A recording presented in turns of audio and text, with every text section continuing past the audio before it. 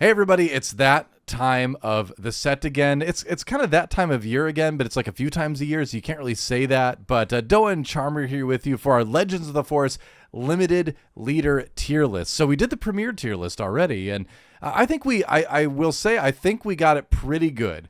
My thoughts have already changed a little bit on the leaders. I think Kestis is maybe a little bit higher rated than what we put him, for example, but I think we did pretty well. Now the question is, can we do equally well, if not better, in a limited sense? So today we will rate the leaders in set 5 based on how well we think they will perform in draft and sealed. So there's a lot of ifs with this, right? Because card pool is going to have a big impact on whether or not some of these leaders work. And when we get to one of those leaders, we'll make sure we talk about that. But yeah, basically this tier list is for sealed and draft, the limited formats in Star Wars Unlimited. And this is a ton of fun. I just love tier lists. I don't know. I just have fun geeking out about all the different leader abilities and theory crafting things. Anything to add before we get started? No, I mean, I'm a big limited fiend, so I've been really looking forward to this. And I think that it will give some leaders a chance to shine that perhaps would not otherwise, given the context. Yeah, that is one of the beautiful things. This list will be different from our constructed list, is what I'm trying to say. Oh, very different, very different. Yeah, these tier lists are always very different because just the use cases are different. Well, we'll get into that as we go through all the leaders. So we'll start once again with Ahsoka Tano. Vigilance, heroism, action, use the Force, give a friendly unit Sentinel for this phase, and then on flip, she flips on 6, 5/6, which is kind of your standard fighting Force user flip, it seems like. On attack, you may give a friendly unit Sentinel for this phase. Now, we rated her fairly low in Premiere, but this is one of those abilities that I think can do well in Limited, but it really kind of depends, right? And I think being in Vigilance helps. But there's a lot of cases, and I ran into this with Grievous in set 3, where just because you can make something a Sentinel doesn't mean you're going to run into a lot of situations where you want your units to become Sentinels, right? There's going to be a lot of cases where you don't want them to get attacked into. So this ability has always been kind of a double-edged sword on leaders. What do you think? I don't know in her case necessarily it's as much of a double-edged sword, simply just because the Force mechanic is kind of like the intent of the set, and so the cost of activation isn't super high. Sure. And her stats don't suffer a ton comparatively. You know, when you look at her and then you look at the other kind of 6 cost leaders, most of the 6 cost leaders in this set are either 5/6 or 4/7. Mm-hmm. So she's right in line with that. So I don't know, I would call it a double-edged sword. I just also don't know that it's enough for me to be, even though it's still in limited, like excited about her. Yeah. I think if anything, like she is. So if you're an American football fan, she is like what I would describe as my Andy Dalton line. So anything better than her is definitely like playable, serviceable, and then things below her are probably not worth your time as much unless you have like a really cool combo or something, just because she is like that baseline of like, she's not good, she's not bad, she just does the thing, right? She's your ultimate mediocre leader in this set. Huh? That's the way I view her. Yes. No, I have a similar measurement, but I have it for films, where I feel like if you really want to make it easy for yourself to decide if a film is good or bad, you have to determine an ultimately mediocre film. So currently, and for a long time, I would say my ultimate mediocre film is it was Blade 2 for a long time. Where I would ask myself, whenever I'm watching a movie, would I rather be watching Blade 2? And if the answer was yes, then the movie I was watching is bad. If the answer is no, then the movie is good, right? I think movies like Fast and the Furious 3, Tokyo Drift can fit into this category. I think movies like, what's another one that's maybe an ultimate mediocre movie? I would say, I'm gonna make people Waterworld. That's a good one, I think. Where it's that's a very divisive one. That's a divisive one because some people really love it, some people really hate it. I'm very lukewarm on it. But my point is that it's the same metric as you're talking issues about. With it. Sure, I recognize that too. I think, I don't know if I would use that one. I'm just saying you could. But I think the best one of all time is Blade 2. I think Blade 2 is the ultimate mediocre film. So Ahsoka Tano is the Blade 2 of Star Wars Legends of the Force limited leaders. So we're going to put her in the ultimate mediocre spot of B. Feel good about that? Yeah, I think that's perfect. Right, I think she's a good benchmark. All right, moving on to Anakin Skywalker. Okay, so very exciting leader in Premiere. Only heroism, by the way, on the aspect. There's an only heroism leader and an only villainy leader if you're catching up to this set. But what Anakin Skywalker does is action, use the Force, play a villainy non-unit card from your hand that can be either an upgrade or event, ignoring its aspect penalties. So extremely exciting in Premiere because you can be like, all right, I'm going to put Overwhelming Barrage in here. You can put all these villainy events that are so good from any aspect you want, right? Same goes for upgrades too. Any aspect you want, any upgrades like that. But in limited, I think he is going to require one of the most specific card pools to be useful at all. So I hate to say it. I love him in Premiere, but I feel like I would rate Anakin fairly low in limited. I think I would, you need a very specific pool. Maybe if you get that, he could be good. Chances are you probably will not see that in your draft or sealed pool. So I would put him, probably C, maybe even D. What do you think? I absolutely adore Anakin. Okay, let me start with that. Same. However, for limited, I think he is a firm D. Yeah. All right. Firm D. You confirmed my suspicions then. I was like, all right, is he going to feel better about it? But you're on the same page as me then. Yeah, and here's my reasoning, okay? Yeah. Obviously, his ability is very strong and constructed, but when you're in limited, you also have to look at what your available pool is. So just in the entirety of the set, if we're looking at villainy cards that are either events or upgrades, because it just says non-unit, so upgrades do count, right? Yep. There are only 17 total cards.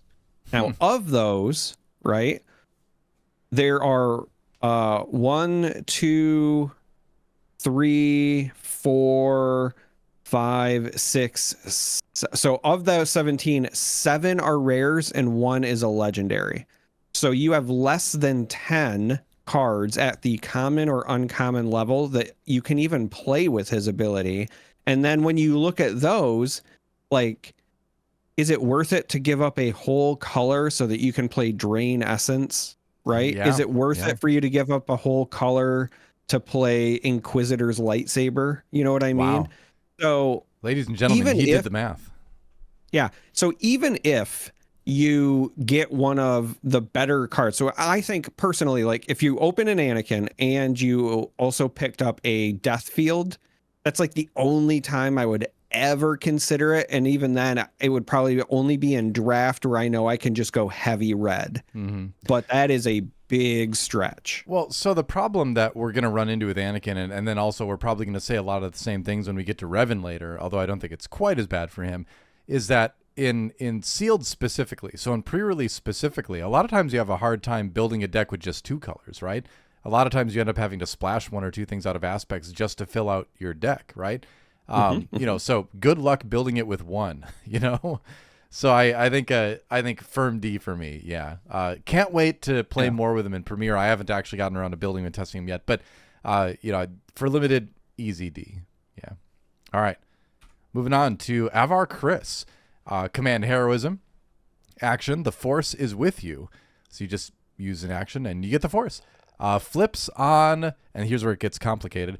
If the number of resources you control plus the number of times you have used the Force this phase is 9 or more, deploy this leader. So if you meet that, she flips into a 4/10 and says, while the Force is with you, this unit gets +4 and gains Overwhelm. So the ideal scenario is you get to a turn where you use her to use the Force. You use the Force from a couple other. You get the Force back from a couple other things, maybe your base, maybe another card, and then you flip her and you've got an 8/10 Overwhelm. So she's just this massive juggernaut, right?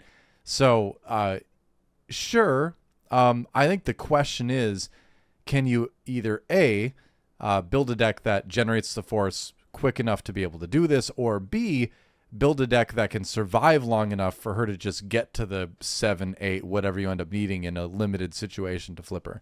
I think she's maybe difficult, but at the same time, once she hits the board, she is going to just destroy people. There's basically nothing in this set that can remove her once she's flipped. So I think that alone makes me think at least B, but it all depends on, can you survive? Can you survive until she flips, right? And I'm not so sure. I'm not so sure about it. I'm thinking better than Ahsoka, but I'm not 100% sure if she's A. What do you think? You think she's better than Ahsoka? I think she's worse than Ahsoka. Really? Personally. Yeah.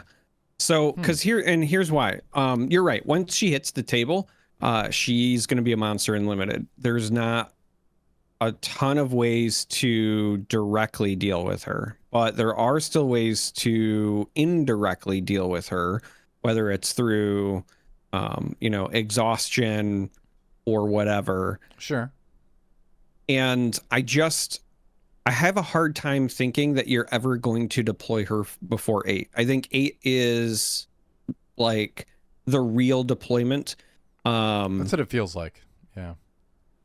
But then even if you do, so if you deploy her on 8 and you have one of the common bases, so let's say you start your turn with the Force, you find a way to use it, and then you deploy her, and then when she attacks, because you're going to likely have a common base in limited, then she gets the Force back. So you still do get the 8-10 overwhelm.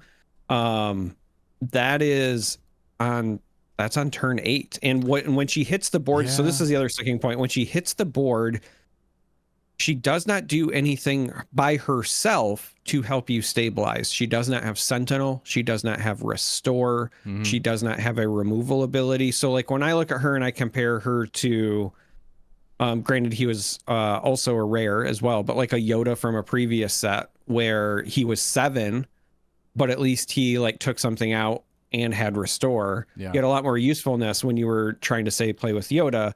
With her, she's really a build around gimmick, and I don't know that you're going to open enough stuff to survive, because the interesting thing is the thing that works for her also works against her, in that you're right, there's not a lot of ways to just directly remove her, but that's also because there's not a lot of ways to directly remove things in this set, period. Yeah. And so the surviving to get to her is also difficult, because again, your removal is like, in this set anyway, it's going to be at the common slots, it's Drain Essence, Whirlwind of Power, Protect the Pod.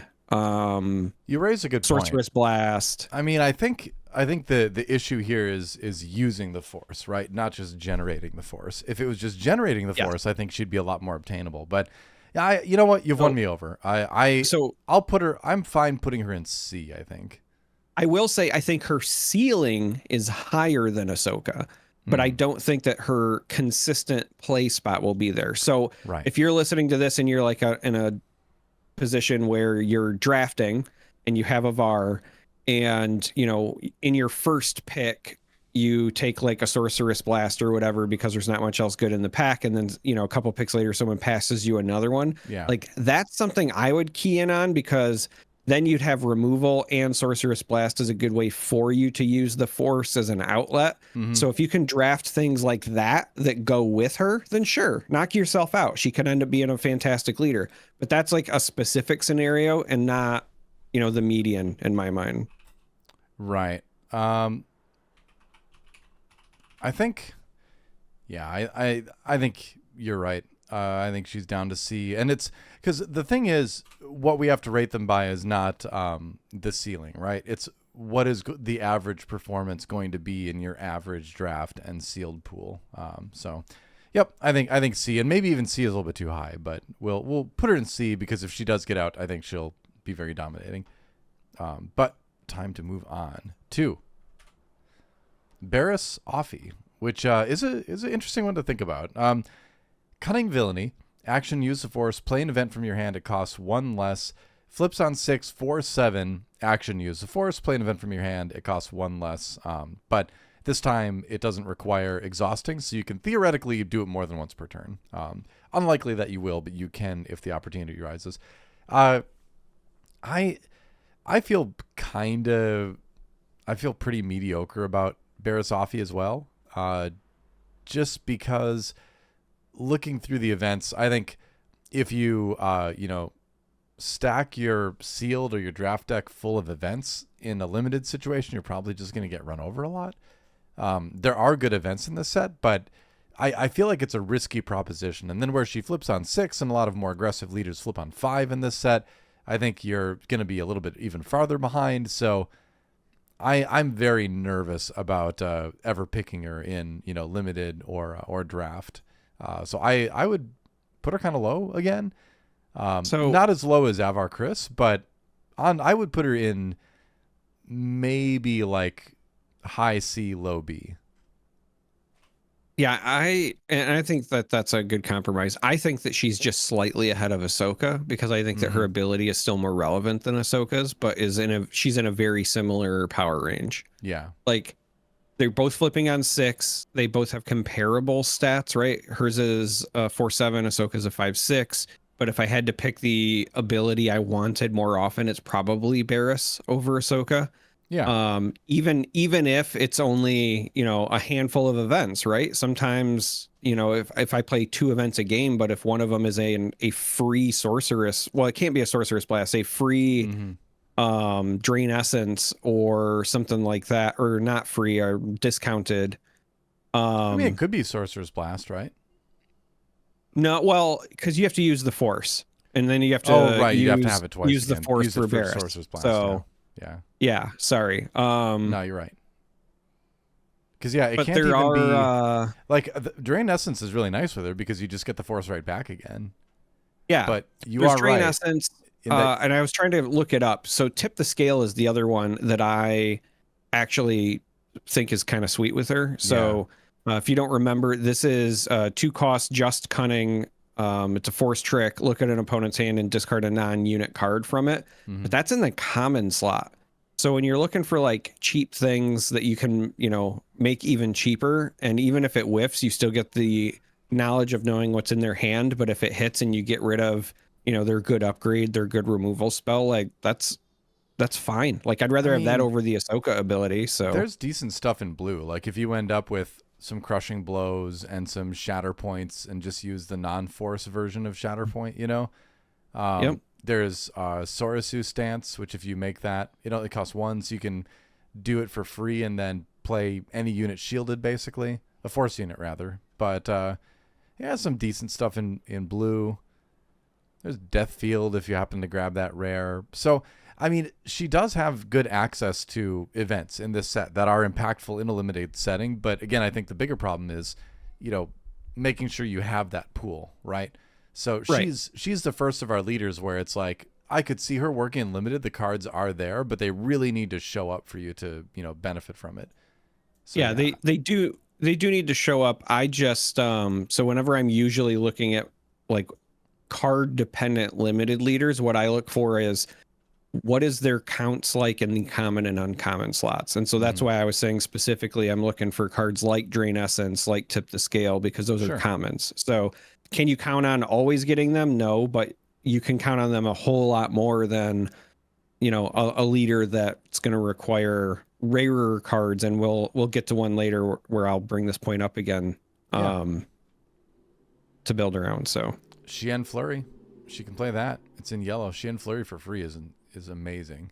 Actually, I think Chien Flurry is one of the best cards in the set, but we'll maybe talk about that a little bit later. That's the I'll just bring it up now because I think it is relevant. It's just it's cunning. Play a force unit from your hand. It gains ambush for this phase. The next time it would be dealt damage this phase, prevent 2 of that damage. So you essentially get a free timely intervention, and your guy takes less damage as they crash into the enemy unit. So if you got a couple of those and you've got Barriss, I think that's a good reason to run the force space and try it. Well, and so I was going to say, even going a step further, because it's limited, likely using one of the common force bases, it's play a force unit from your hand and it gets ambushed. So that means you're getting the force right back because it just attacked. Oh, that's true. Yeah, that's a really good point. There's a whole bunch of stuff like that. Trust your instincts is nice. So, if you get a good amount of force units, and then you get some of these one cost events to sort of support that, I think it could work. But again, this is all like if the scenario drops or you have it. And, if you're drafting, sure, maybe you can put something like this together. I still think it's tough. In limited, you're very much at the mercy of your packs. Or in sealed, rather, you're very much at the mercy of your packs. So I don't think there's going to be a lot of people playing Barriss in pre-release. So I think top of B for now is a good place to put her. All right, moving on to Cal Kestis. Cunning Heroism. Action. Use the Force. An opponent chooses a ready unit that control exhausts that unit. Flips on 4. Very notable. 3/4 stat line. An opponent chooses a ready unit that control exhausts that unit on attack. So we rated Cal pretty low in Premiere. Even though he's got 4 health, he's takedownable, his ability is kind of better than I thought it was. And just the fact that he flips on 4, I've seen people play Cal and set up some really annoying scenarios where they're doing like hand removal stuff in red and then flipping him early and really taking advantage of the fact that you just don't have a lot of stuff out, or you don't have the ideal stuff out, and then just kind of overwhelming you from there. So I think I underrated him in Premiere. I don't think he's going to be an S tier leader, but I think he's going to be like decent high B, like low A. Now, in limited, I think this is potentially a very strong ability. I think leaders that flip early are good. There's less removal to worry about in limited. I think Cal actually might be the first leader I'd be kind of inclined to put in A, where I wouldn't feel too bad playing him. I was going to say, I think he's a firm A tier leader. Yeah. Because all of his negatives exist because of a larger card pool. So, I mean, you said takedownable, right? No takedown. There's no open fire in this set either. There's, not many things that just outright remove him that don't also cost 4. Like, protect the pod is a thing, sure, but it also costs 4. So, fine. Flipping on 4 in limited, especially if you're low to the ground and fast, could be incredibly strong. Especially if you've got people, playing with leaders that drop on 6. Yeah. So, and the big thing. So, this is gonna go back in time a little bit, not to beat this horse to death, but when I talk about like the Avar Kriss stuff, like she's hard to remove. Doesn't mean there's not stuff that doesn't like impact her though. If your opponent just clears everything else off the board and they're playing Cal Kestis, well then they can just keep exhausting her, right? Yep. So then what do you do? Yeah. He's got his weaknesses, of course, but I think it's decent. I think one of the weaknesses he has is that there's just not a ton of great force units in Heroism Cunning. There's a lot of okay ones. Stuff like Young Padawan is nice. Vernestra Rowe is pretty nice. But it gets a little bit lackluster. Jedi Sentinel, things like that. Depa Bilaba. That's the time of the episode where I have to say I didn't have a stroke. That's just the name of one of the Jedi in the set. But you start to have to get to pretty high resource levels to start to play some good stuff, and you don't want to be at high resource levels playing Cal. So that's my only kind of little concern here. But I still think again, going back to everything we said, that he's going to be a solid leader in limited. Just the 4 flip really helps, I think, push him into A for me.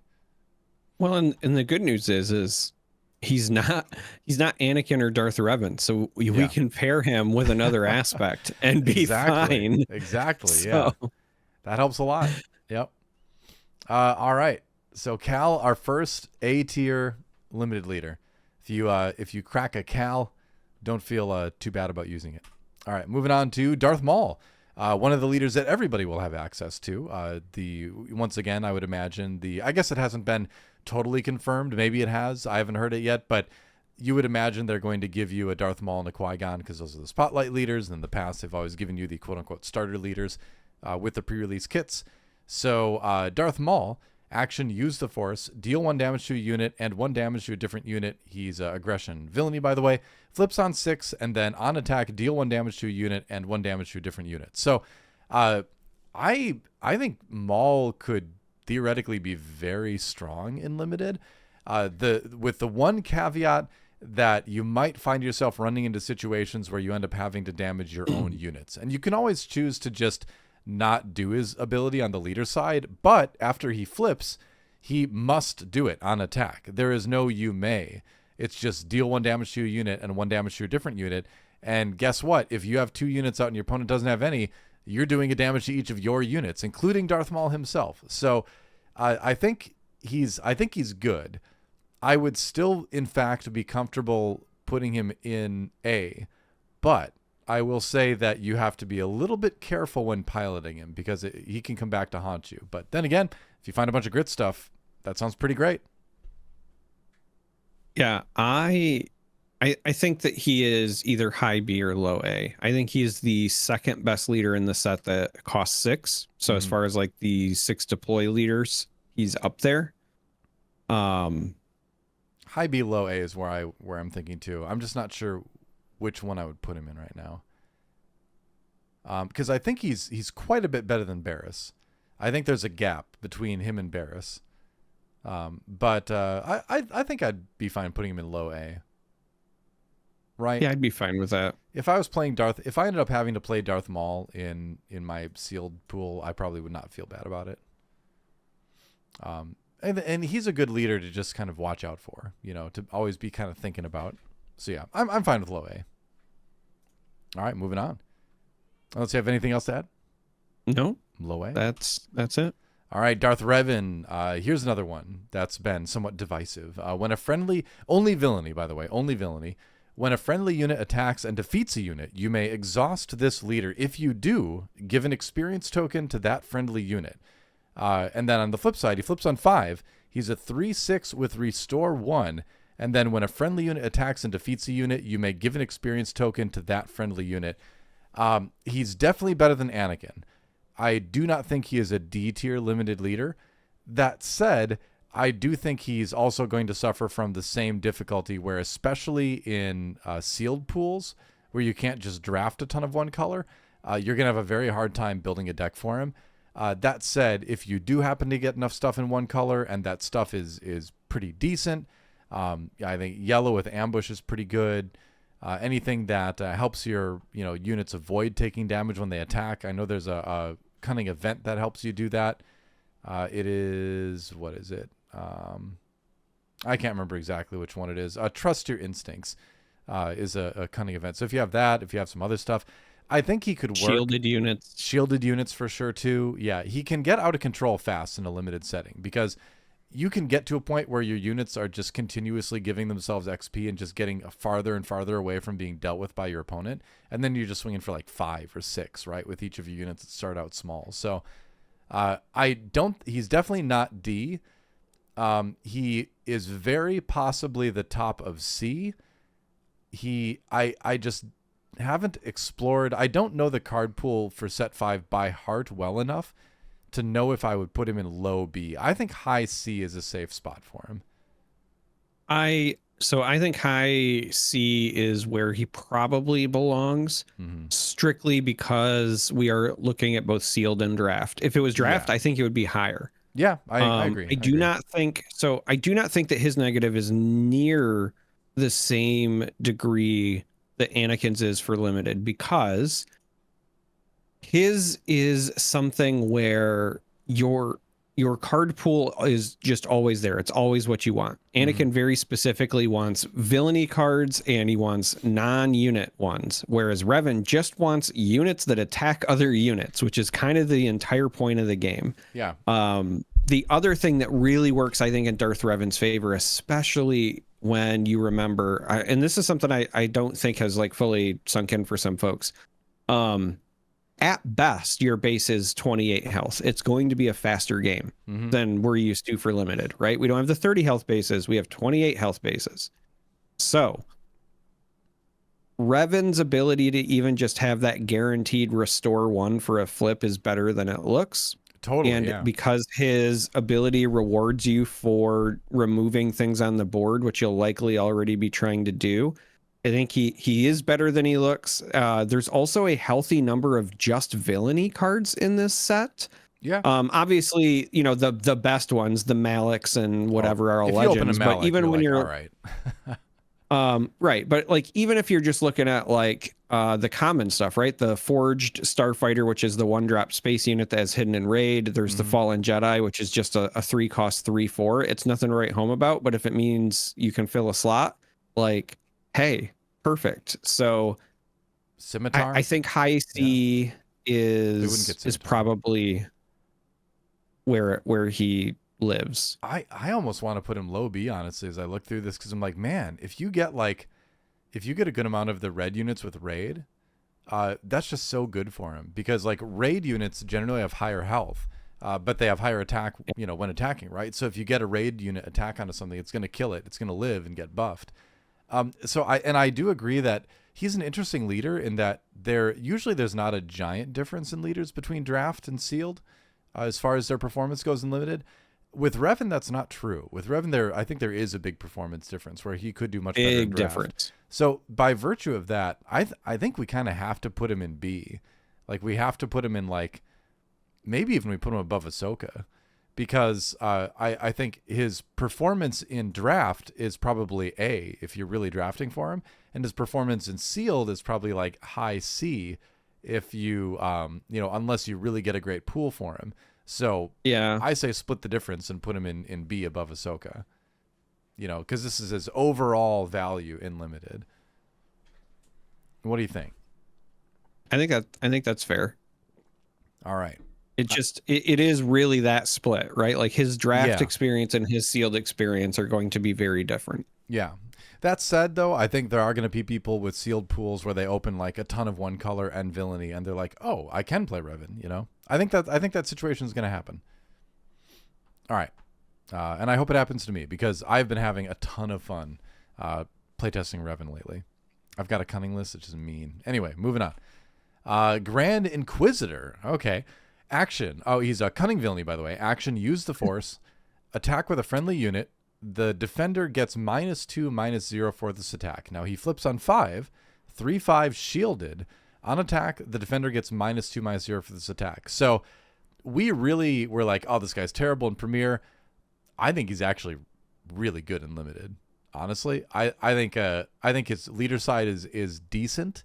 It's a decent use of the Force, because again, limited is so much based around making good trades and playing that on the board game, And then his flip being shielded, that's great. A 3/5 shielded that can take less damage when he attacks. Like, I mean, that doesn't really matter with the shield, but then after that it helps a lot. So I think with the right card pool, you could get pretty good value out of Grand Inquisitor. I'm thinking high B maybe for him. He's not like world beater, but I think he's solid. I don't know that I would go high B. I will say this. He is like Cal in that most of the things that are his nemesis for constructed are less prevalent in this set, because again, no takedown right out of the gate, right? Like that's his number one thorn, in my opinion. Takedown is still a staple card in constructed. It costs 4, so the worst thing you can do is deploy a leader on 5 and have it immediately negated, right? So in this case, yes. The ability helps you fight for the board. Fighting for the board in this set is, I think, going to be incredibly important, because that's also the way that you kind of control who has the Force. Most people will be on the common bases. So if you can get initiative and take out their Force units that were planning on attacking, you'll be in a great spot. And if you can do it with taking even less damage in return using his ability, even better. So I do like him. I don't know that I like him, say, more than a Maul yet, though. No, I wouldn't put him above Maul. I'd put him above Barriss, though. I think he's more universally useful. I think that he is just a high B spot. That's where I was going to put him, is high B. Yeah. Which, again, much better than Premiere. Premiere, I don't think he's very good. Limited. Yeah. Premiere, he's worse than Rio Durant. And if you know me, that's saying something. Yeah, I think in Premiere is very solid. Again, like if you can get the Force early and start to really make some very good value trades early on in the game, that'll be very strong for you. All right. So Grand Inquisitor in high B. Moving on to Kanan Jarrus. Vigilance, heroism, action, pay 1 and exhaust. So don't use the Force, just pay 1 and exhaust. Give a shield token to a creature or specter unit. Flips on 6. He's a 3/6 shielded while you control a creature or specter unit. This unit gets +2/+2. So not a ton of specters in this set, obviously, but there are, a decent amount of creatures. That said, I think he's going to be really awesome and tons of fun in Premiere. I'm not super high on him in Limited. I think you need either a very specific card pool. I think you just need a very specific card pool. And I think even if you're trying to draft it, it's going to be difficult. Are you ready for let's hear the numbers. He's my hear me out cake, if you will. Okay. Okay. Jumping on that trend. So razor cake, sure. There are counting specters and creatures that are just common. Okay. 21 in the set. That many?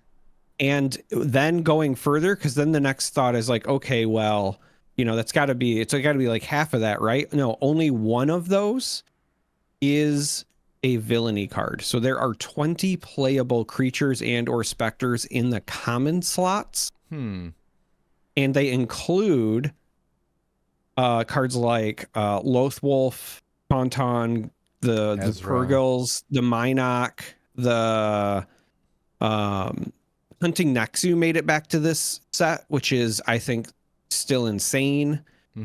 There's a lot of playable stuff. And then if you add uncommons, it does not get that much better because it's just Ezra at Spectre. But that's still a pretty damn good card. But there are a lot more creatures than I thought there were. That's more than I thought there were too. And they're playable ones, right? Because to me, like the two blue Purgils, the 5-cost 2/7 Sentinel is good. The 7-cost one that can defeat a space unit, I think, is good. Ravenous Raptor. And they're already on him. And then if you pair him with like green, where you can also run like Minox, I think that's good. That's green's where the Terran Tadic is, the thing that gets ambush if they have a force unit, which I think that card's just going to be good in general and limited for this set. So yeah, I was going to rate him low until I ran the numbers, and then I went, I don't think that he's going to be like a barn burner. But I think that I would put him in that same realm of like above Ahsoka, and then like on either side of a Revan. I think he's very similar to Revan in that he's card dependent, but that he's more playable than he looks. He can use more than one aspect too. So I think by virtue of that, you put him above Revan. I'd be fine putting him there. I'm less enthusiastic about it than you are, but because you have to look at like the curve for those two, which is okay, but it's not spectacular.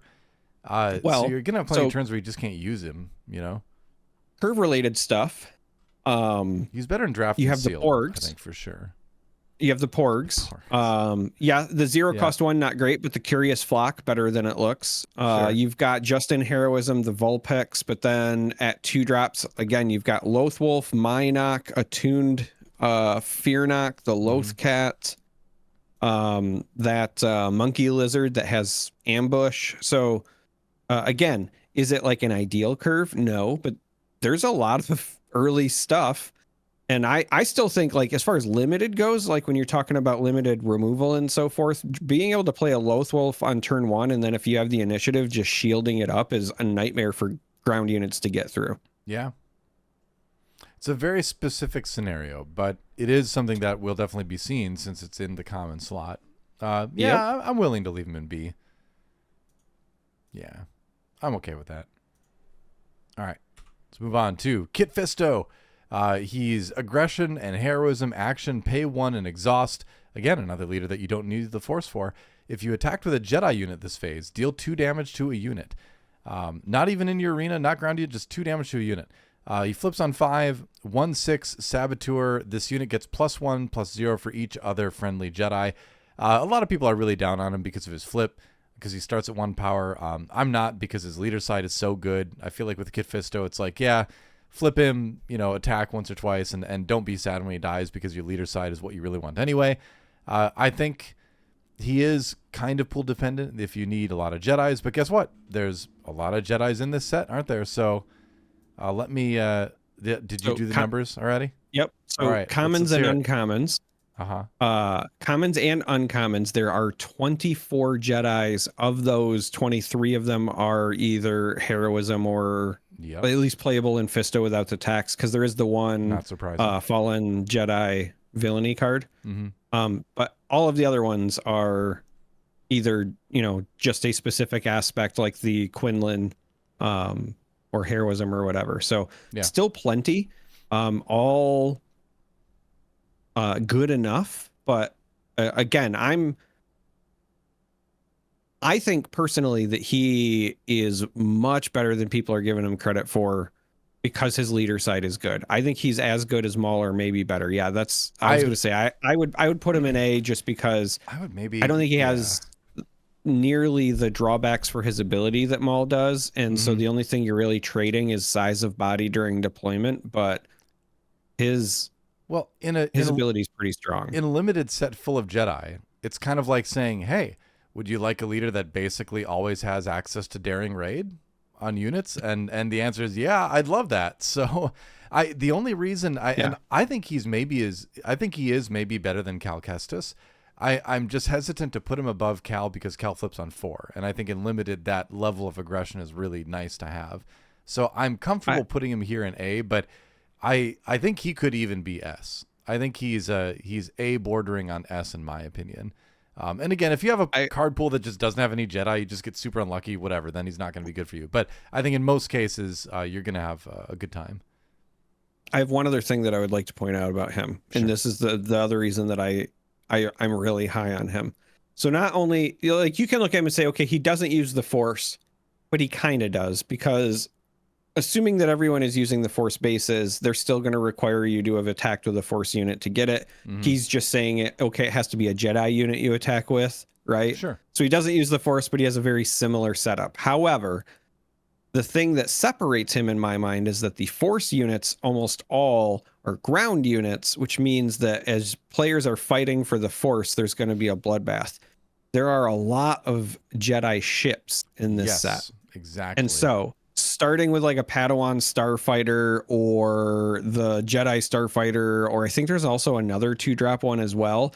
Starting with them in space. Oh yeah, the one that's just heroism that gets better if it has if you have a lightsaber. So if you start with something Jedi in space Vector, where your opponent cannot trade into it right away, it is way easier to continuously satisfy Kit's condition than it's going to be for these decks that are fighting for control of the ground. And that is a big deal. I will tell you this right now, as someone who's played a lot of Kit Fisto testing games, Jedi Vector will get you a lot. Even playing into the field of like all sets available, you know, even doing some like just general testing, not just limited testing, Jedi Vector is really good for that exact reason, is that you do have this Jedi unit that gets to attack, and then it's like, all right, well, I may not have a great ground presence, but if I can do a little damage to them, I can finish them off with the leader ability, you know? And just the efficient removal, again, removal is, what do we always say about limited formats, both draft and sealed? Removal is, you know, premium, right? In these formats, when you get this level of removal on the leader, it's got to be good if it's used well. So I think Kit Fisto would be like an easy choice for me if I had a lot of Jedi that were playable in the 2 colors that came with him. You know, and in draft, I'd be definitely looking to draft him if he was one of my leaders. So yeah, I think he's going to be really good. I think he could easily be S. I think we could get a lot of pre-release results and find that Kit Fisto won a ton of events. That would not surprise me at all. But without getting that data, I think putting him in A, you know, near the top is a good spot for him. You know what? Looking at this, I think I think we're fine. I was trying to think to myself, is there any other heroism leaders that I would want to play over him? And I was struggling, but then I forgot about my boy. You forgot Obi-Wan existed? Yeah. Forgot about my boy. We'll get to Obi-Wan. But yeah, I mean, like, honestly, I think if you do this, that's fine. If you do this, that's fine. I think either way, again, Cal's flip on 4, I will give him a little tiny sliver of advantage over Kit Fisto, but not much. All right, moving on. to Kylo Ren, another build around rare leader, which seems really, really fun in Premiere. But yeah, I don't know if he's going to be super great in Limited. I think he flips super late. I think you're going to have a really hard time living unless you just get a bunch of, good removal events, and then you need all the upgrades as well. And when you're looking at a 30 card deck, do you want to be filling yourself up with stuff that's not units you can play on the board when everyone else is playing their units with every resource they have? So I think Kylo's a really neat leader, but he's another D leader for me. In fact, he might be the very bottom of the barrel for me here. Yeah, I think he's better than Anakin, if I'm being honest. I do. And here's my reasoning. In ease of building, yeah, okay. I can agree with that. Yeah. Ease of building, but also, again, like my biggest issue with Anakin is kind of the same one that I also have with Avar, which is like also when you deploy him, it doesn't do a ton for helping you out. Right. Kylo is still just a 5/5 Sentinel leader at the end of the day. It's better than nothing if you're trying to stabilize. But if you wanted to run lightsabers and you draw them early, his ability to, discard a card from your hand and then get something back that you might find more useful, like that filtering's not terrible. Yeah. Well, I go back to it's card pool stuff, right? And so commons and uncommons, there's only 7 upgrades total in this set. And then of those 7, only 5 of them are either, villainy or I'll say neutral, even though not neutral, just single aspect. So your options are limited. Very limited. Yeah. So Kylo's the bottom. I don't think there's really a whole lot more to add for that. Don't play Kylo. Yeah. You'll regret it. Morgan Elsbeth, very interesting leader to think about here. Command and villainy, action, exhaust, choose a friendly unit that attacked this phase, play a unit from your hand that shares a keyword with the chosen unit. It costs 1 less. Flips on 5 is 3/6, and then on attack, the next unit you play this phase costs 1 less if it shares a keyword with a friendly unit. So get to play stuff a little bit cheaper. Now, I think there is some value to that because this is a set with a lot of homogenous keywords, right? We're going to see a lot of Sith. We're going to see a lot of not Jedi and villainy, but I think Force. Yeah, I think this is a leader that you'll have to check your keywords, but you could potentially run her. I would put her maybe like I'm just not sure. I would put her in B for sure, but I'm not sure where B. Oh. Mid to low. I had B. her in C with Avar personally. Okay. I think because even I think so here's the thing. I think using her is not going to be like the most difficult. I just don't know that your payoff is there because just because you're playing something like a resource sooner doesn't mean it's going to be a blockbuster play when you're playing with a limited pool. Mm-hmm. And then on her flip side, she is just essentially a vanilla 3/6. You know what I mean? She's not doing anything else for you. Again, she's to me, she's like not bad, not good, but I do think she's worse than Ahsoka, if I'm being honest. So I would put her in that like of our C tier personally. I think she's easier to build around than Avar. Because I do think that the trait synergy is going to be easier to find. And I mean, if you can do something like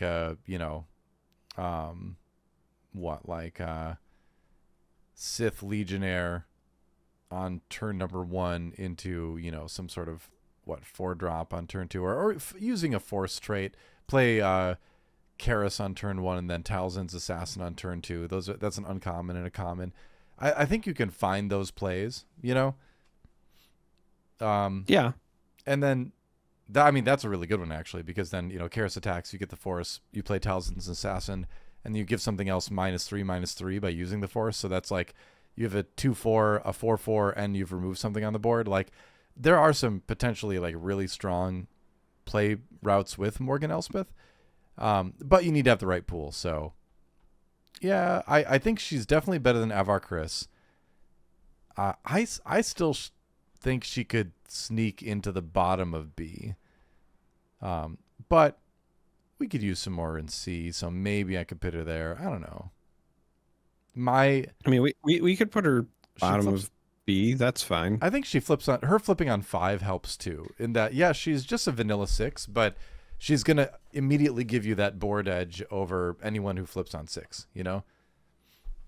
So I think if she didn't flip on 5, I'd put her in C. But I think the 5 flip gives her just enough to sneak into B, in my opinion. And I think you might be surprised. So yeah, I'm comfortable there with her. All right. Now to move to a leader I think a lot of people are quite excited about. Mother Talzin. Mother Talzin action. Use the Force. Vigilance Villainy, by the way. Give a unit -1/-1 for the phase. Flips on 5. She's a 3/7. On attack, you may give a unit -1/-1 for the phase. So, I mean, -1/-1 is really, really strong when you hit an opposing creature with it, an opposing unit with it. You do have to use the Force to do it before she flips, but she does flip on 5. I feel like she's pretty easy A tier to me. What do you think? I think she's either top of A, low S. Yeah. I only have 2 leaders that I think are better than her in this set, so I think pretty highly of her. Her ability is just strong. I mean, the Sith Inquisitor went from like bottom of the barrel all the way up to B just because he trades well, and even when she doesn't remove things, she still enables value trades as well. Yeah. But she also has the power to remove things. Like, I just think she's really good. I think you could run into scenarios where, you know, if you fail to generate the Force, then, you know, she's kind of just a dead card. But a lot of leaders are like that, I suppose. And you've got, you know, pretty good stuff happening in Vigilance Villainy too in the set. I just mentioned Karras and Talzin's Assassin. That's definitely one.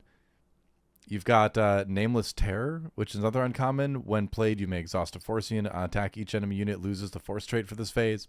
Like, there's a lot of just good stuff that she's got access to that are kind of going to be good into all the Jedi Force shenanigans, you know? Yeah, well, and even if you go beyond units, so like common units, right? You've got the 2/2 shielded, you have the 2/2 Night Sister that draws a card when she dies, you know, so on and so forth. But then even outside of that, when you're looking at like potential removal inclusions, again, Drain Essence is a common, Whirlwind of Power is a common, Shatterpoint I think is an uncommon. So again, if you want to play control in a limited, you know, sense, I don't think there's a better leader than her in this set. So yeah, I would look at maybe playing her blue-green. Then you can throw some Terran attack in there if you find it. Drenagar Spawn. Yeah. I think she's got a really good potential card pool and just a very strong leader. So yeah, I'm comfortable with S. Our first S tier leader. Cool. All right, moving on to another possible S tier leader. I'm guessing this is the person you've rated the most high in the set. Is that right? No, actually. No. Oh, interesting. Okay, well, let's talk about Obi-Wan Kenobi. This is my second highest rated leader for. I'm very curious. All right, I have guesses of what the other one might be, but for now, let's talk about Obi-Wan Kenobi. He is Command Heroism. Action, use the Force. Exhaust, give an experience token to a unit without an experience token on it. He flips on 5, which is, again, really nice. 3/6 stat line. On attack, you may give an experience token to another unit without an experience token on it. So, you know, experience tokens are great. What can you say? Only having to use the Force to do it is pretty awesome. It makes you spread it around, right? And you can get into these scenarios, and this is where I think his kind of Achilles heel is if your opponent's very good about removing your units, you might just get into a situation where he can't do anything. That said, I still think putting XP on stuff will kind of help you get to where you have multiple units out. So he does kind of help himself with the issue. I would still rather play like Kit Fisto or something over him in a lot of cases. So I would put him like above Maul, but below Kit Fisto in A. What do you think? Yeah, so I keep going back and forth, and it's probably just like a card pool thing. Like originally, I had him in my rankings above Kit Fisto just because he, other than getting the Force, does not require the Jedi thing, whereas Kit does. I do think Kit's ability is just like universally There's a ton of Jedis. better. You're never not going to have a Yeah. bunch of Jedis in your deck in this set. Yeah, so I keep going back and forth. So originally he was my highest rated heroism leader, but I think I might have swayed myself earlier, and now he might be too. I think this is fine. I do think that both personally, I think both him and Obi-Wan are above Cal though. Okay. You think Kit Fisto and Obi-Wan are above Cal?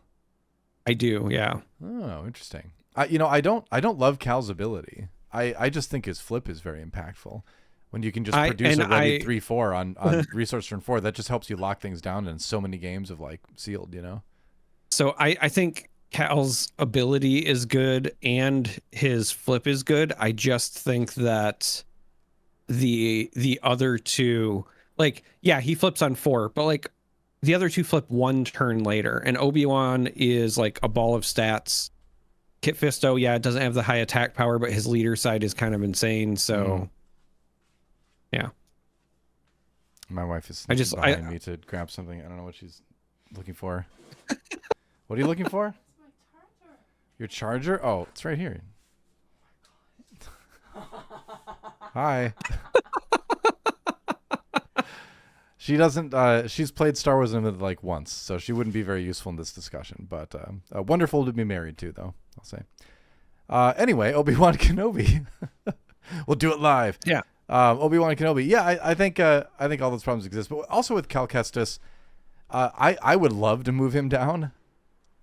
The more I think about it, the more, you know, am I just too in love with Kit Fisto?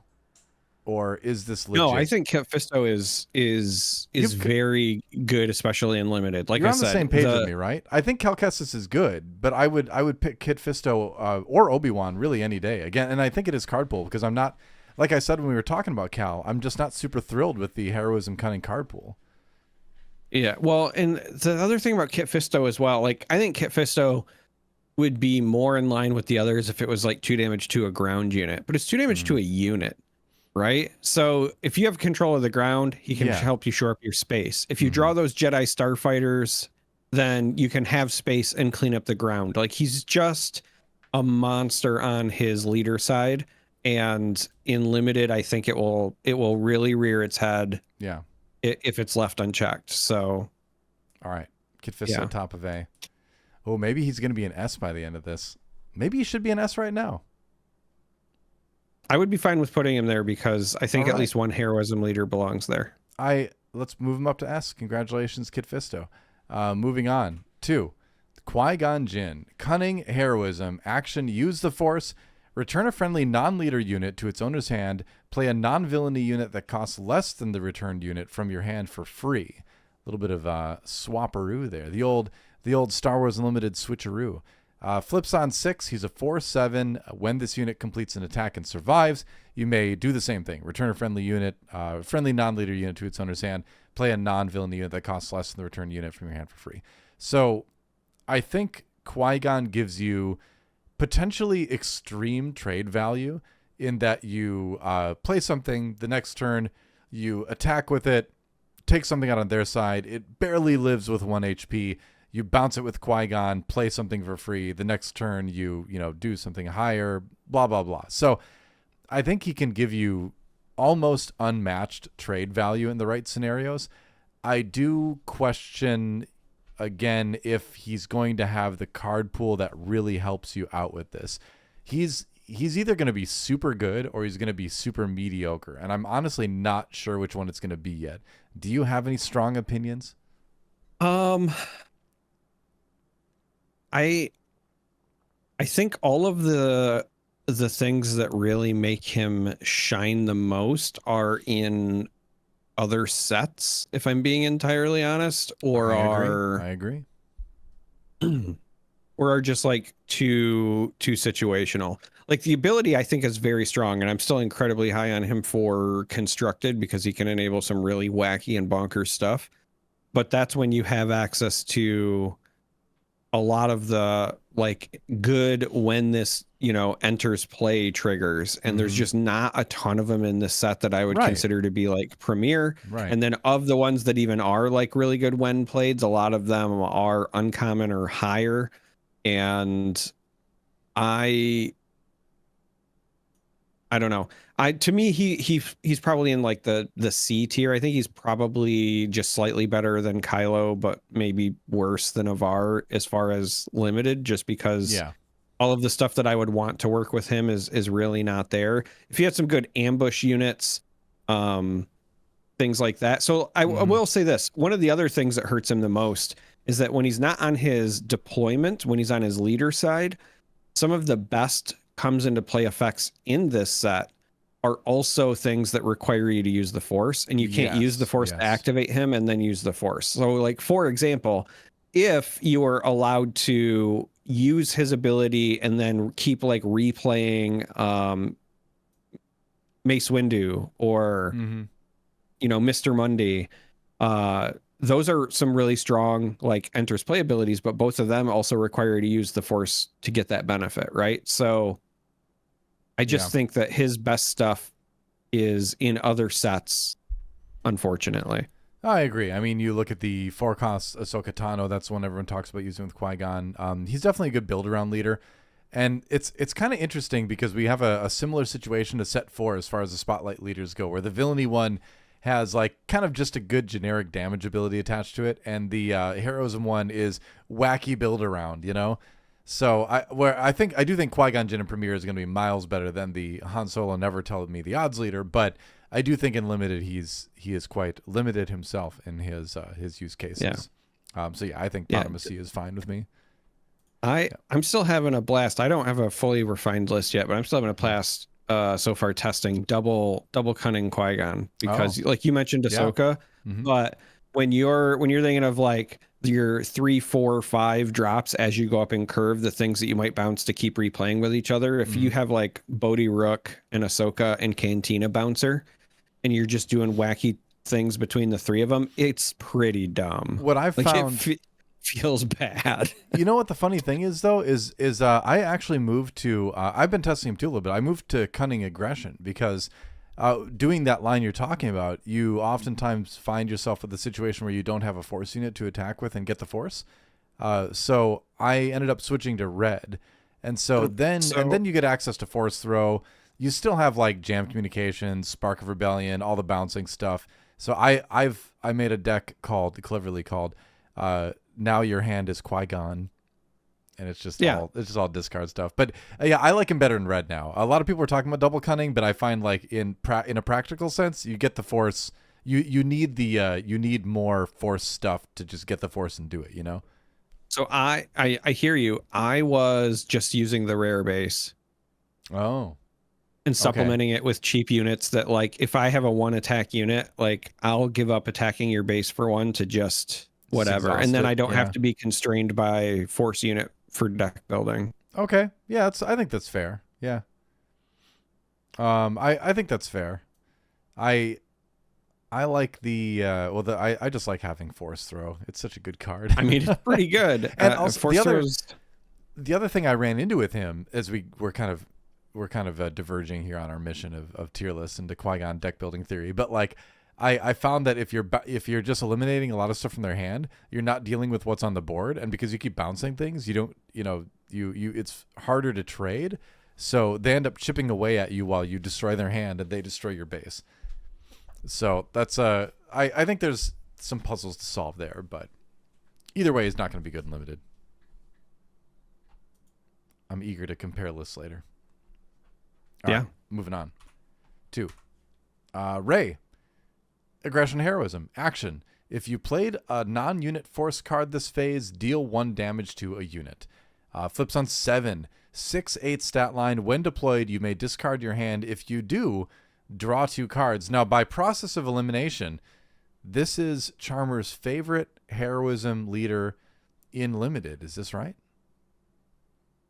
No, because we just moved Kit Fisto up there. Oh, I thought. Oh, okay. I didn't know it was Kit Fisto. I thought you said we were still getting to it. So I was like, well, who's? No, we were getting to my favorite leader. Period. It's just not a heroism one. Oh, I see. Okay. Well, I will say off the bat, I think Rey is going to be better in limited than she is in premiere.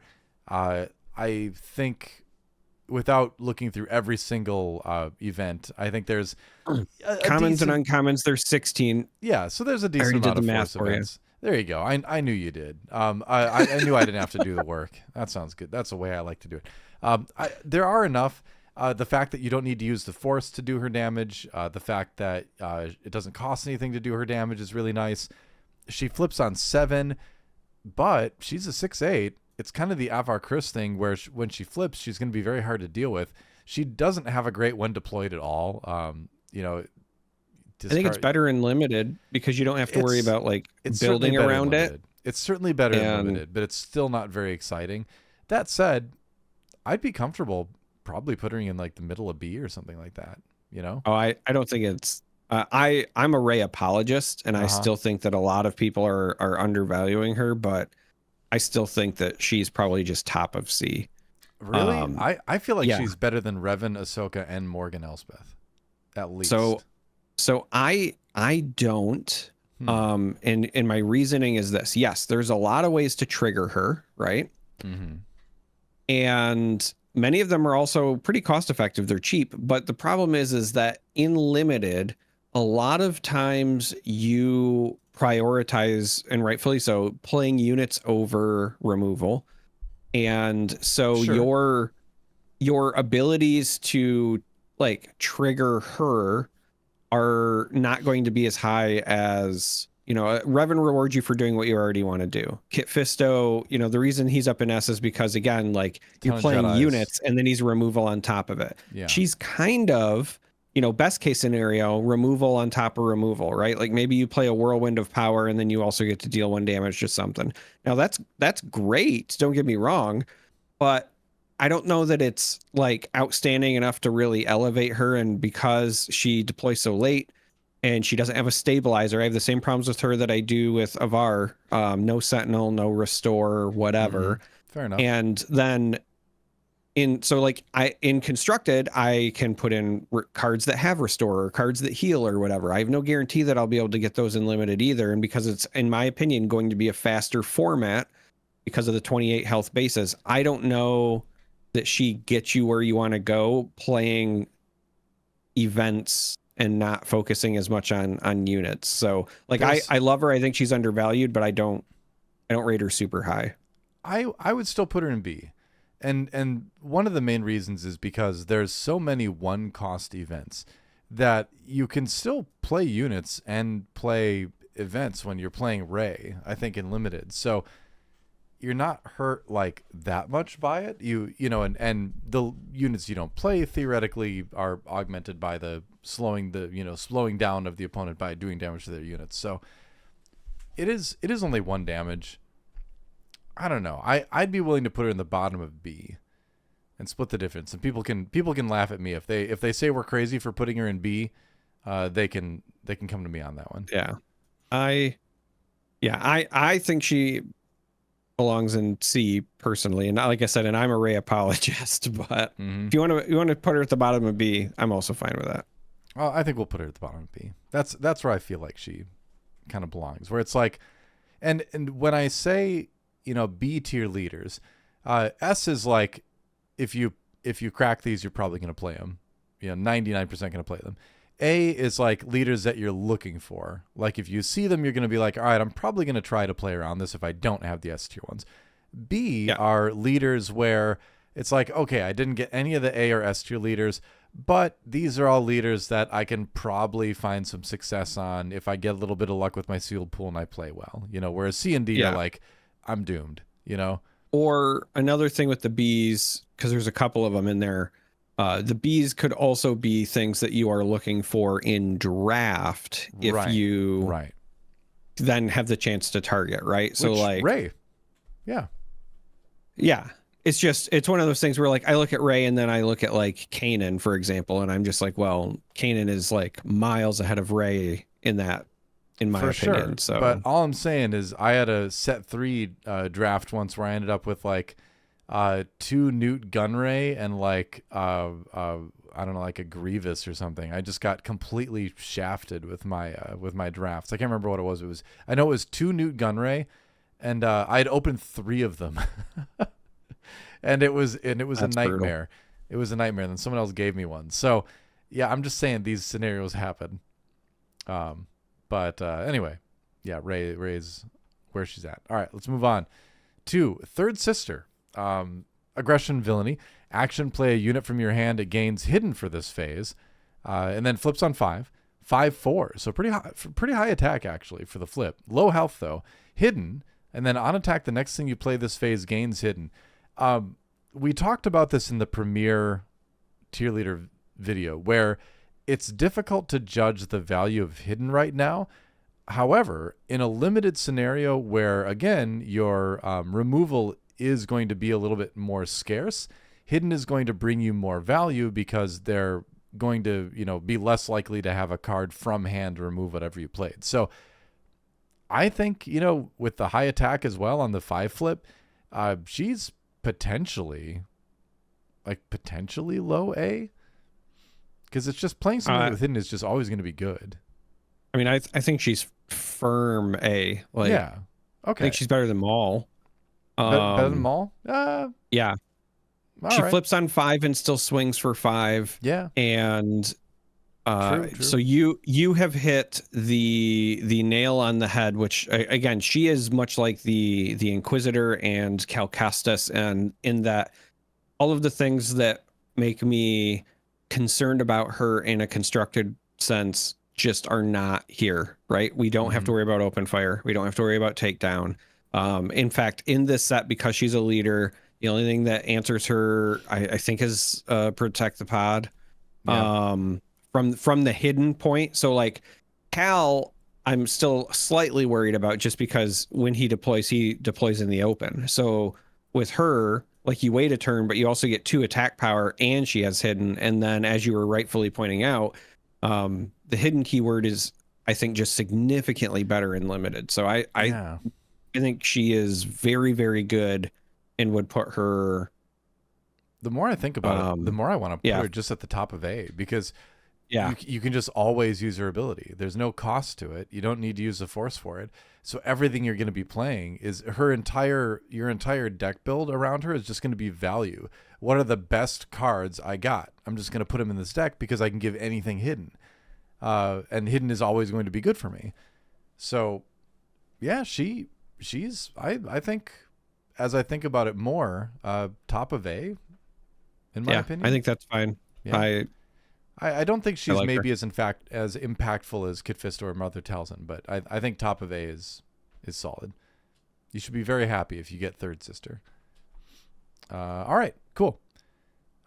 Interesting that, probably one of the least popular characters in Star Wars, just because the Kenobi show wasn't like super popular, is one of our definitely better limited leaders. But people might avoid her just because, like, oh well, I didn't like the character in Kenobi. Just like with Rose, but like Rose was awesome and limited. So don't sleep on third sister. She's solid.